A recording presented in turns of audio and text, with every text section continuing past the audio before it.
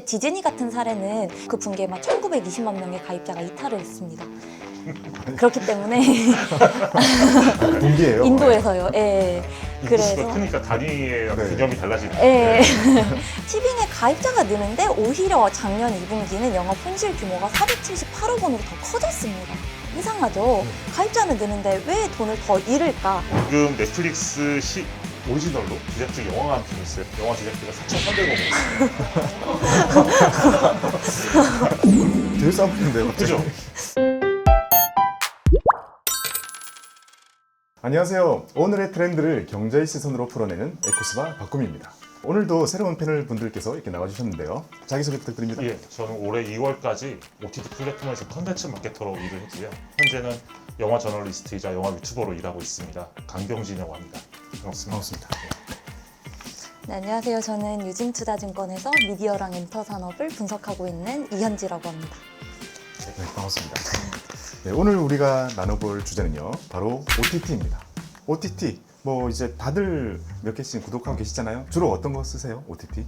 저는 우선 넷플릭스는 의리로 구독을 하고 있고요. 콘텐츠 가장이라서 이제 넷플릭스를 제가 구독을 해야만 저희 가족들이 같이 볼 수 있어서 넷플릭스를 보고 있고, 이제 티빙이랑 최근에는 웨이브도 같이 구독을 하고 있고요. 왓챠라는 플랫폼도 같이 구독을 하고 있습니다. 다 하고 계시네요. 사실상 다 하고 계시는 거예요. 네, 디즈니만 빼고 하고 있습니다. 저는 거기에 디즈니 추가해서 하고 있는 상황인데 사실 저도 넷플릭스 같은 경우는 제가 저희 누나 가족과 함께 공유를 하고 있어요. 조카도 그걸로 보고 있는데 한번 끊을까 하다가 이것까지 끊으면 내가 조카한테 해주는 것도 없는데 해서 그냥 유지를 하고 있고. 그래서 나온 말이군요. 콘텐츠 가장. 네. 예. 그 OTT 중에서요, 최근에 보신 것들 중에 좀 재밌게 보신 거 뭐 있어요? 아무래도 선제업고 튀어라고 하는 드라마가 있을 것 같아요. 사실 이 드라마가 팝업을 열 정도로 굉장히 인기가 많았거든요. 드라마 IP가 팝업까지 연다는 건 정말 화제성이 높았다라는 증거예요. 그래서 이 선제업고 튀어 같은 경우는 이제 넷플릭스나 이런 데 방영이 안 되고 티빙에서만 방영이 됐기 때문에 이 작품을 보기 위해 티빙에 유입된 이제 저 같은 분들도 꽤 많이 있을 것이다.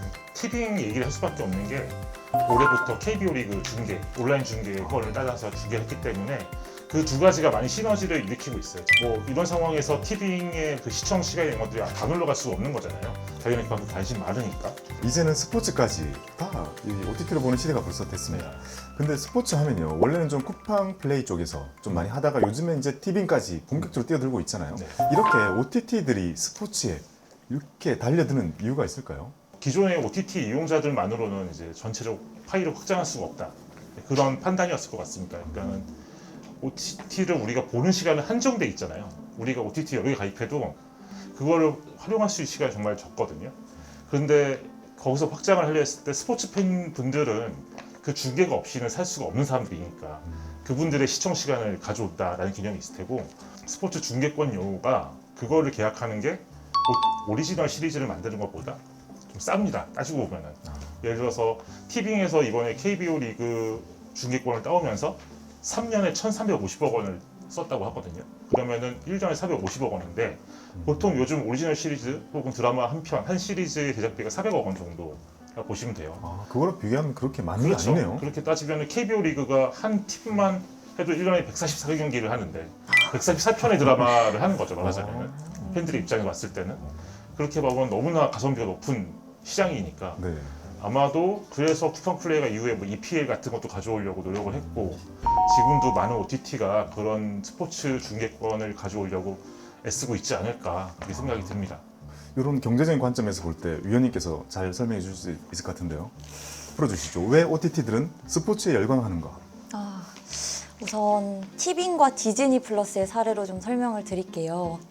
티빙 같은 경우는 사실 작년 영업 손실이 연간으로 1,450억 원 정도 했었거든요.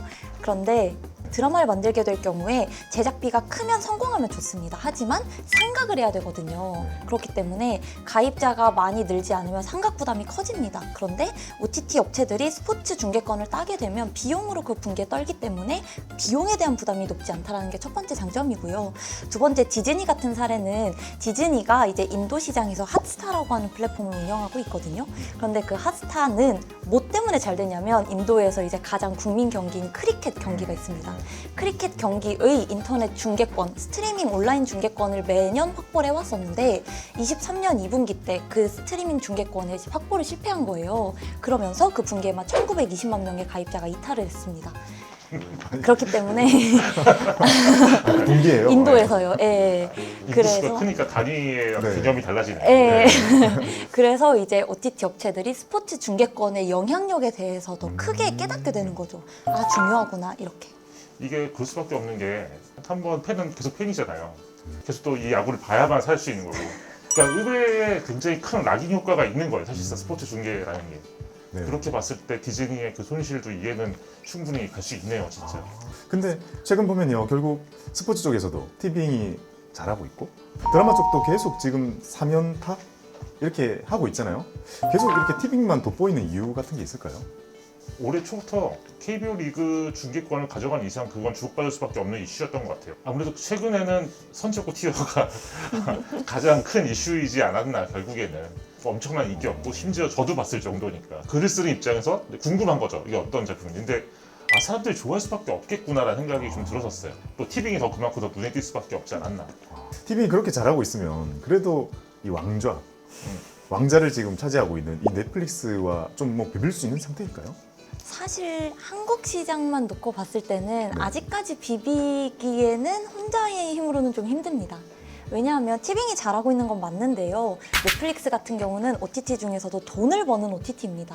즉 영업이익이 나고 있는 회사라는 거죠. 그런데 티빙 같은 경우는 잘은 하고는 있는데 이게 실질적인 실적으로 이어지진 않습니다. 당연히 이제 막 시작하기 때문에 구독자를 모으는 데 더 중요하게 관심을 쏟고 있기 때문에 그렇거든요. 그래서 이제 티빙이 잘은 하고 있으나 콘텐츠 파워는 있지만 더 잘하기 위해서는 광고를 일으켜서 광고 매출을 끌어올린다든지, 기사에서도 많이 보셨겠지만 티빙 웨이브 합병이 그나마 가장 빠르게 나오지 않을까 싶습니다. 그러니까 새로 뭔가를 하는 것보다 하고 있는 회사 사는 게, 인수합병하는 게 좀 더 빠르게 성장하는 전략이잖아요. 비슷한 결이라고 생각하시면 됩니다.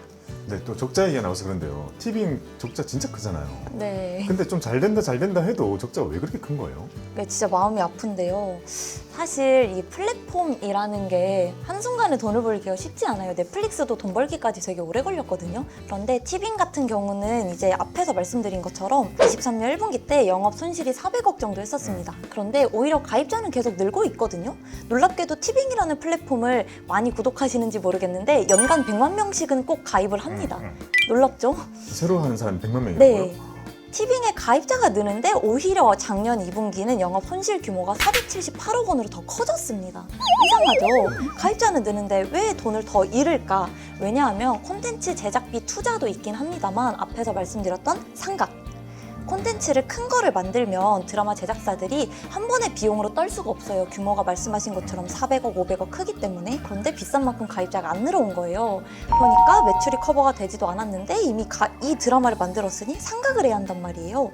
상각 부담이 늘어나면서 점점 적자 규모가 커지게 되는 겁니다. 그러니까 드라마 하나 만들어서 잘하면 다행인데 그게 안 될 바에야 이런 스포츠 중계권을 딴다든지 이런 방식이 오히려 적자를 줄이는 데는 도움이 되는 거죠. 이렇게 제작비가 높아진 게 넷플릭스의 영향이 크죠? 그럼요. 어떤 일이 있었던 거예요? 그런 게 또 있죠. 예를 들어서 이제 제가 작가예요. 그런데 넷플릭스 가면 너가 원하는 드라마 금액 상관없이 다 만들어 라고 하는 곳이 있는 반면 티빙이 근데 저희는 거기까지는 좀 안 될 것 같아요 라고 하면 저 같아도 넷플릭스를 가겠죠. 점점 비싼 투자가 이루어지면서 고퀄리티 작품이 나오는 거예요. 그러다 보니 눈물의 여왕 같은 경우에 놀랍게도 이제 회당 한 30억 원 정도가 투입된 드라마라고 회당 보면요. 30억이요? 네. 그럼 몇 회인데요? 16부작이니까 16회 하기. 회당 30억이요? 네. 그럼 막 4,500억 나오네요? 그러니까 이제 상각 부담이 커지는 거죠. 이런 드라마들이 잘 팔리면 괜찮아요. 그런데 이 드라마들을 이렇게 투입했는데 안 팔리게 될 경우 상각 부담이 더 커지는 거거든요. 제가 시청자 입장에서 봤을 때는 저도 그렇게 돈 들이지 않은 티가 나는 작품에서 절대 눈이 안 가게 될 수밖에 없거든요. 넷플릭스나 다른 OTT를 통해서 그렇게 엄청나게 공을 들이고 돈을 들이고 세트나 이런 것들 다루고 배우도 이제 그렇게 센 배우가 나온 작품 보다가 갑자기 뭔가 관심이 확실히 줄어들 수밖에 없는 거죠. 거기에 대항을 하려면 또 그만한 돈을 쓸 수밖에 없으니 좀 제작비 올라갈 수밖에 없고 그 제작비가 감당할 수 없는 회사들은 또 못 만들고 그래서 지금 전체 드라마 제작 편수가 많이 줄었다고 하잖아요. 그런 맥락에서 넷플릭스가 뭔가 견인했다 그런 분위기를 그건 뭐 어쩔 수 없는 일인 것 같아요. 넷플릭스도 있었지만 생각해보니까 인플레 시대에 모든 게 올랐으니까요. 그게 다 반영돼서 네. 그렇게 비싸진 거네요. 맞습니다. 제가 지금 기억이 나는 것 중에 하나는요. 제가 예전에 엑스트라 아르바이트를 했거든요. 어떤 씬을 할지 모르니까요. 엑스트라를 하고자 하는 알바생들이 꽉 차 있어요. 버스에서 기다립니다. 그러다가 이제 소방관 두 분 하실 분 이러면 저요 이렇게 해서 가서 소방관 옷 입고 막 찍고 근데 그 대기하는 모든 시간이 이제 임금을 다 준단 말이죠. 오. 그래서 거기 현장에 가 있으면 대기하는 시간이 열 몇 시간인데 실제로 일을 하는 건 10분도 안 되는 경우도 많아요. 근데 돈을 다 받고 열 다 이제 시간에- 최저임금을 다 주는 네. 거잖아요. 근데 그때 최저임금이랑 지금 몇 배나 차이 나잖아요. 그렇죠. 지금은 거기에 들어간 돈만 계산해봐도 훨씬 돈이 제작비 많이 들 것 같아요. 네. 오, 좋은 알바 감사합니다. 그 알바가 재밌는 게요. 슈퍼스타가 바로 옆에 있어요. 근데 아무도 신기하지 않는 게 그게 신기한 거예요. 근데 저는 이제 일반인이니까 엄청난 슈퍼스타가 열연을 하잖아요. 그러면 앞에서 막 입이 똑 부러지더라고요. 이게 배우구나. 그렇게 제작비가 오르다 보니까 이제 최근에 그 디즈니 플러스에서 만든 지배종이라는 작품이 있었고 삼식이 삼촌 이런 좀 엄청난 크게 작품이 있었는데 이 작품들도 제작비가 각각 240억 원, 400억 원 이 정도까지 왔다고 해요. 최근에 보니까 또 넷플릭스 오징어 게임 2 지금 촬영 중인데 이거 같은 경우 한 1,000억 원 정도 된다고 하죠. 오징어 게임 2는 그럴 것 같아요. 그런데 그게 넷플릭스 입장에서 봤을 때 저는 제가 생각했을 때는 이 1,000억도 그렇게 큰 금액이 아닐 거라 생각이 들거든요. 예를 들어서 지금 넷플릭스 오리지널로 제작 중 영화가 한 편 있어요. 루소 형제라고 이제 그 어벤져스 시리즈를 연출했던 감독이 만들고 있는 영화인데 영화 제작비가 4,300억 원이에요. 이 영화 제작비가. 근데 이건 영화잖아요. 어쨌든 길어야 3시간 넘지 않을 거란 말이에요. 근데 오징어 게임 같은 경우는 오징어 게임 1편이 넷플릭스 역사상 거의 정말 가장 크게 흥행했던 작품이고 그거의 속편인데 시리즈인데 1,000억밖에 안 하는 거예요. 그렇게 되게 싸버리는데요, 갑자기. 그죠? 그러니까 그렇게 봤을 때 우리나라 입장에 봤을 때는 너무 큰 금액인데 감당할 수 없는 금액이지만 넷플릭스 입장에서는 1,000억 주고서 전 세계에 서비스를 돈을 벌어들일 텐데 그게 따지면 정말 너무 좋은 투자인 거죠. 그들 입장에 봤을 때는. 하지만 거기 나오는 배우들을 다시 한국에서 캐스팅하려 했을 때는 그만큼 뻥튀기 된 출연료도 감당해야 되는 거니까 뭐 역으로 힘들 수밖에 없는 상황이고 그렇습니다. 자, 티빙이 800억 가까이 영업 손실을 보여주고 있는데요. 그럼 티빙은 잘 하면서도 이런 영업 손실을 보여주고 있다면 다른 OTT들은 더 심각한가요? 네. 아니 예상을 빗나간 게 하나도 없네요. 네, 예상하신 대로 힘듭니다. 어떤 근데 정도인가요? 이게 사실 힘들 수밖에 없는 게요. 뭐 규모 자체는 티빙이 제일 크죠. 티빙이 이제 막 1,420억 손실 내고 뭐 웨이브도 뭐 거의 뭐 700억, 800억 손실 내고 그렇긴 한데요. 왜 힘들 수밖에 없냐면 방금 말씀하신 것처럼 너무 많은 콘텐츠를 봐야 되는데 우리에게 시간은 한정적이에요. 그리고 OTT들이 생각보다 또 비싸단 말이에요. 구독료가 싸지 않아요. 그러면 이 요금들을 다 내고 내가 모든 OTT를 다 본다? 이렇게 보기는 또 어렵거든요. 그렇기 때문에 어쨌든 플랫폼들은 사람이 모여야 되는데 사람이 안 모이고 또 콘텐츠 투자는 하는데 콘텐츠가 잘 안 팔리고 그러다 보니까 손실이 계속 누적이 될 수밖에 없는 구조인 거죠. 지금 그러다 보니 국내에서는 넷플릭스가 1위인 상황에서 티빙, 웨이브, 왓챠 같은 쿠팡플레이 같은 이런 국내 업체들이 어떻게든 넷플릭스를 이기고 싶어서 계속 이제 국내 시장이 많이 좀 재편되려고 하는 그 중간에 있다. 이렇게 보시면 되겠습니다. 참 보면 그런 치킨 게임이라 부를 수 있는 것들이 많은 곳에서 일어났잖아요. 그리고 그 결과가 어떤지를 보여줬었잖아요. 살아남은 자가 독식하는 구조. 그거를 명확하게 보여주다 보니까 그걸 향해 달려갈 수밖에 없고 그 와중에 이제 그 힘든 적자를 다 감수하고 있는 그런 상황입니다. 그렇죠. 어떻게 끝날까요? 너무 어려운데요? 이 어려운 결론을 저희에게 이렇게 떠넘기시다니.